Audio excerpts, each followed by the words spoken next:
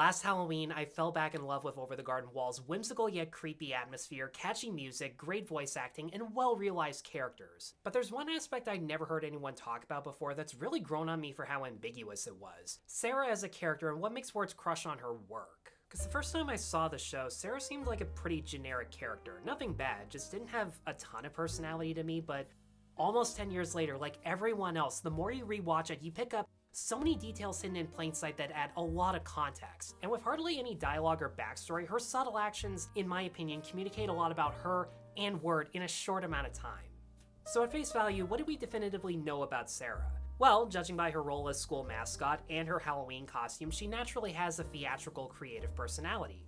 The first time we ever see her, she's dancing and honestly doing a couple quick agile moves in a costume that's either heavy or hot enough to literally wear her out.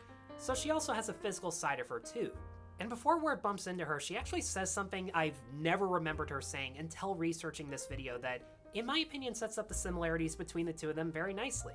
No, not that stupid joke. I used to be really good at ballet, but my mom wanted me to be a wrestler. She could have spoken that a little bit louder, because I don't think any fan of the show really remembers her saying that either, but we'll get to its significance later.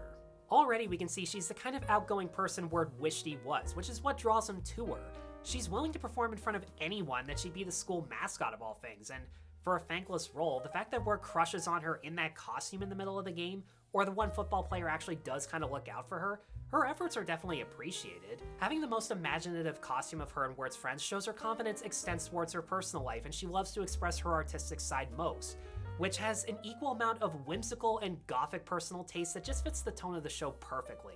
Last but not least, as opposed to being polite to others because you have to, not because you want to, she's so soft-spoken and genuine even when her thoughts towards other people disappoint them. Or at least she does a better job at staying on her good side. Goes without saying at this point, Wirt is anything but these character traits. I make it no secret the second to last episode is my least favorite because the plot of Wirt trying to take back a cassette tape he was gonna give to Sara anyways felt more like Saved by the Bell than Over the Garden Wall, and he's just so pathetic and forcefully oblivious to the fact Sara likes him, it wasn't even funny. In fact, his behavior in this was so bad it made me wonder, what would she see in him? What would the two of them even have in common? Well, to answer the second question, between Sara's dancing, Wirt's poetry, and clarinet, they're both obviously artistic types who need music and a crowd in order to perform and express themselves, whether one of them cares to admit it or not. The fact he can play music for her to dance to definitely gives them something to bond over, and actually does lend credence to Wirt's stepdad encouraging him to join the marching band where they can perform together and he can gain the exact same courage she does. But on the flip side, going back to what Sara said about her past, I actually think there's a good possibility Sara has a similar frustration with her mom that Wirt does with his stepdad over what it is they should be passionate about in life and how to go about it. You can make the argument that Sara being a mascot pleases her mom's interest in her being more athletic than artistic, but on the other hand, she's performing for a team and an audience rather than competing, so that also could be a sign of rebellion in my opinion. I know that's a bit of a stretch, but keep in mind, Wirt almost fell in love with Lorna just because he watched her be controlled and manipulated by a strict parental figure that he thinks he's in the same boat as, but once she forgives and stays with Auntie Whispers, he immediately forgets that he had any interest in her and moves on.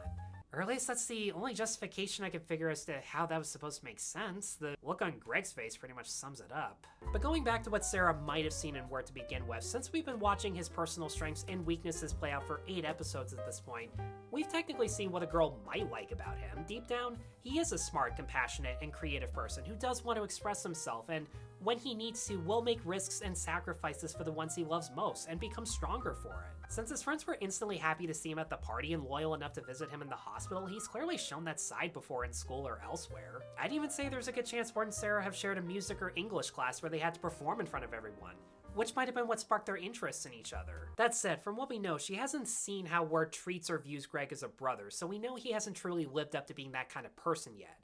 In the comics, apparently she lives across the street from them, so it's hard to be sure, but it certainly comes across that way. Bottom line, Sara is someone that Wirt actually wants to spend time with, so it makes sense why he would treat her differently than Greg, someone he actually has to be around.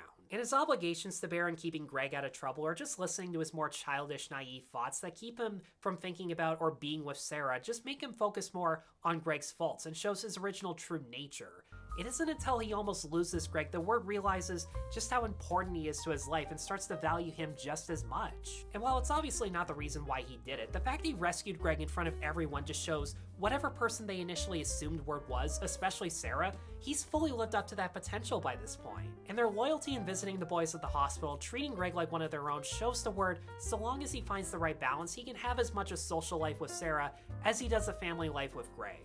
But at the end of the day, what makes the connection between the two of them interesting is that there are more questions than answers.